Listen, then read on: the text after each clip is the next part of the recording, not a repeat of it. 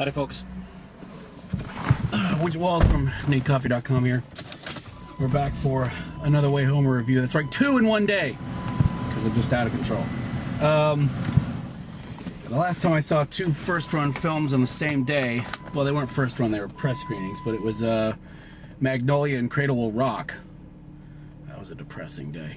Anyway, I've just left the theater, and as we do with these things, I'm going to tell you what I thought of the film as I make my way home.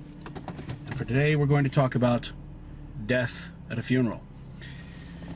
So, Death at a Funeral is a remake of a, I think it was fairly recent, I don't remember the year, but it hasn't been that long, that Frank Oz directed, that was cast with Brits, and they've recast it here.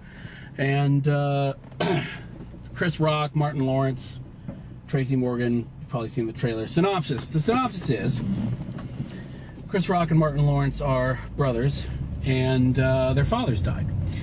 And his wish was that he have a funeral held for him at their home. And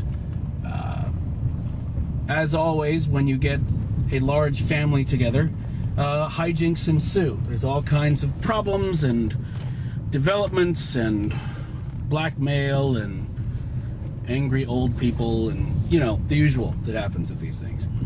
So yeah, that's pretty much the synopsis. What can I say about the film? Well, I have been looking forward to this film for quite some time because we've been doing Way Homers. I've been seeing about a movie every week, and it seems like every time we go out, the trailer would be there. And the trailer looks absolutely freaking hilarious from end to end. So that's why I've been looking forward to it. Now, the film itself, I mean, you got a terrific cast. I mean, the people I talked about with Danny Glover and Zoe Saldana, and although she's got like an umlaut, not an umlaut, is it an umlaut? It's what are the 2 dots is? The 2 dots thing and a tilde. It's an Enya in her name in this, which is really weird. I don't mean Enya the singer. I mean an Enya, you know, with an N with a tilde over the top. You know what I'm talking about. Anyway, so I'm very confused as to her name spelling. But anyway, so you got this fantastic cast, and there's a lot of funny things going on and a lot of funny momentum that builds up, which is kind of nice. And you've got the various characters and their various stories, which kind of do this in and out and everything.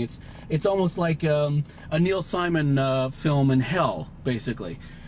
So that's quite good, and a lot of the funny bits are quite funny, and the actors that they have delivering them adds a lot to it because they're all fantastically funny people.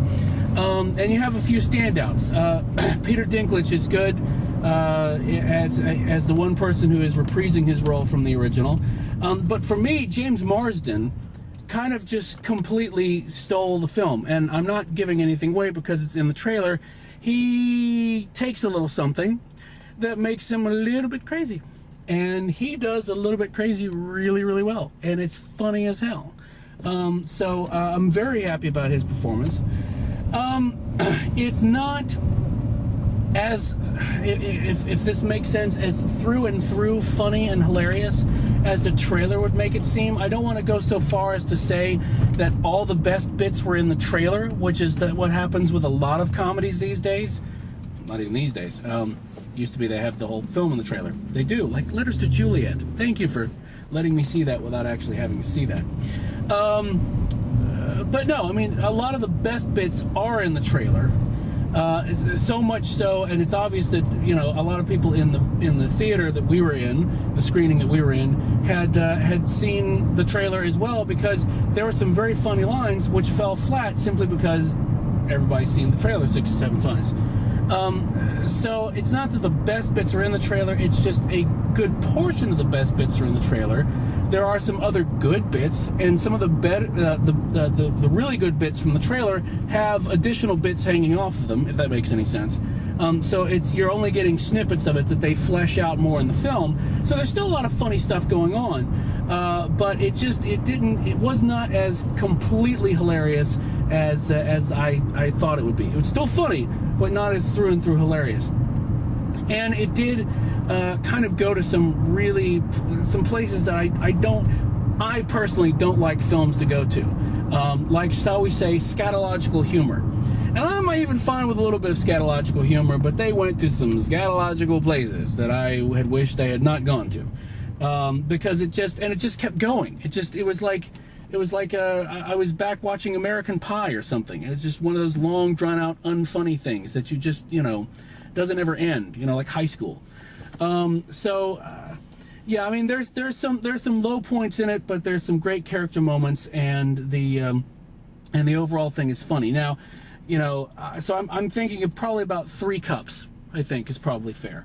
Now, so at 3 cups, should you see it on the big screen? Probably not, simply because, there's nothing that really happens that requires a big screen, and for the prices that you would be paying to see it on the big screen, not that you would be paying, that I paid, that you pay to see a film like this, you're not going to lose anything if you wait for it to eventually come out on, DVD. And as I always point out, generally after you've paid for a couple tickets to see a first-run feature at night, then you've pretty much paid for a DVD, which will hopefully have a commentary on it or something. But anyway, no, decent film and fun to watch, and it'll be a good rental, and you're not going to miss anything if you decide to catch it later. So yeah. That's Death at a Funeral. James Marsden standout. Everybody did really well. There wasn't really anybody that I thought didn't do well. And it's always good to see, the likes of Keith David doing films. So that's it. I think that's all I have to say about it. So I'm driving now, so I won't turn to say bye unless we suddenly come to a complete stop, which would be bad, especially now that I'm in an intersection. So please come and see us for more of this stuff at needcoffee.com, and keep those cards and letters coming, and we will talk to you next time. So bye.